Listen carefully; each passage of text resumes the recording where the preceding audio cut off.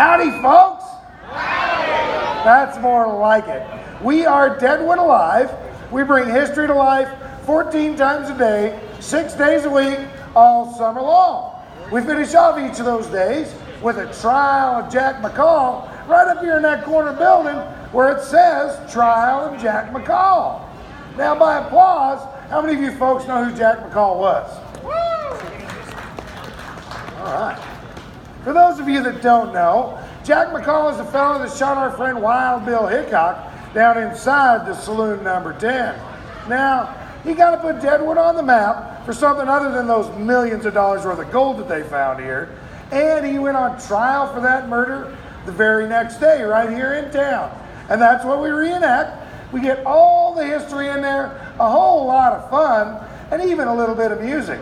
Now, if you would like to come to that show, I recommend that you get your tickets in advance so that you don't have to wait in line when that show's getting ready to start. Just check with John right there at that chuck wagon over there right after this show. He can get you all set up with tickets. They are only $6 for adults, $5 for seniors, and $3 for kids 5 to 15. Little ones get in for free. Now that show lasts about an hour long. It's a full stage production and it's a must-see in Deadwood. So we hope to see all of you there later tonight. Now before we start this here gunfight, I've got one big favor to ask of everybody, and it looks like you're doing a great job so far, and that is that you please stay on the sidewalks. You can sit on the curb, that's just fine, but please do not step in front of that curb, and definitely don't get out here onto these bricks. The reason for that is we're going to be using 1858 Remingtons. They're cap and ball revolvers. They're real guns. We load those things up with 15 grains of black powder per shot, and then instead of a lead ball, we pack them down with cream of wheat.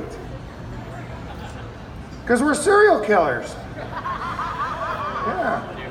Now, you'd be just fine as long as you stay up on those sidewalks. But if you were to happen to wander out here during this shootout, we would have to put a stop to the show for safety concerns, so we definitely don't want anybody getting injured. Stay right where you're at and we'll be just fine. You might just give this young man here a listen. He's going to tell you all about this here story. Well, afternoon, ladies and gents. My name is Ike Goldman, and we here at Deadwood Alive are going to reenact for you a true and accurate tale about a near deadly altercation that happened right here in Deadwood Gulch. Now, Gilmer and Salisbury's Black Hills to Cheyenne stage was rolling down the dusty Cheyenne Trail, approaching the infamous Robbers Roost Station. Now, the Roost was known as the most dangerous point on that trail, being as the drivers would have to bring their rigs almost to a stop to get down the greasy banks of the Cheyenne River there. Now, the messenger riding behind the coach that day was none other than old D. Boone May, the notorious bloodhound of the Black Hills. Well, all of a sudden, like that coach came to a stop. Prescott Webb and his gang, which included his cohort, C.P. Wisdom, quickly got the drop on old Boone and the other two guards.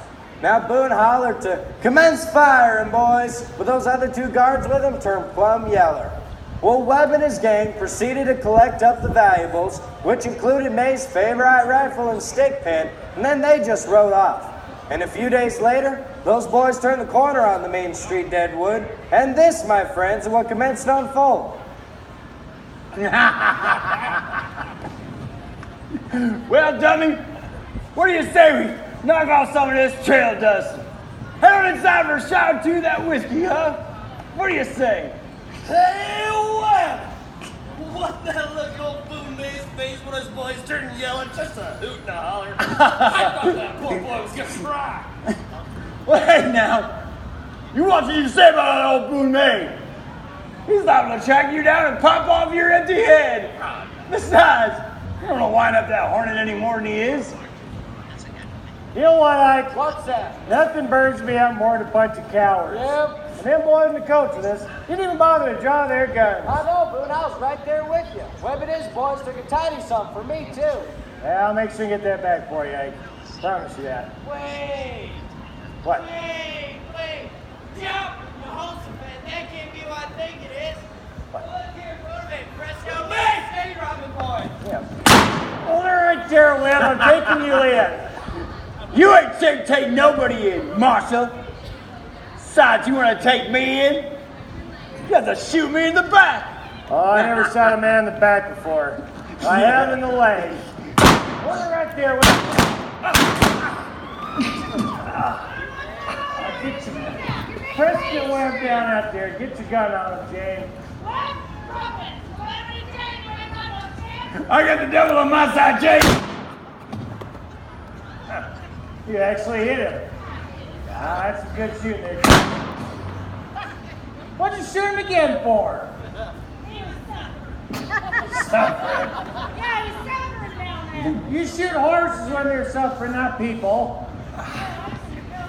Couldn't tell. Just get down there and clean up your mess. Just get down there and clean them up. Ike will tell us the rest of the story. Now, after all the shooting had stopped, old Wisdom got himself arrested over at the stables on Sherman Street. Now, Doc Babcock, he was able to patch up Webb, good enough to take both of them down to Cheyenne to put them on trial, where they found both of them not guilty due to a lack of evidence. Can you believe it? Oh, I hear those boys did clean up their ways, though. One of them even got a job riding as a messenger on the very same stage line he helped rob that hot July day. And that's the way things really were in Deadwood back in 1877 when Prescott Webb and the boys came to town. Thank you so much for being here, folks, and have a great Deadwood day.